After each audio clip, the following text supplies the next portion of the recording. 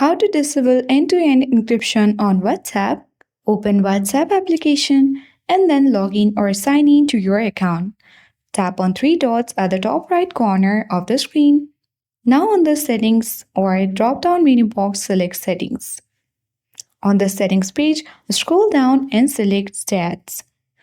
When you scroll towards bottom, you will find chat backup option. Open it and just scroll to the bottom and select end-to-end encrypted backup option. As you can see, there is the option to turn off.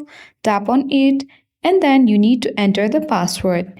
If you forget your password, you need to tap on I forgot my password link and then recover from there. So let's enter it here. Now tap on next button. Once you have verified, you have successfully disabled end-to-end encryption for your backups on WhatsApp. I hope this video was helpful.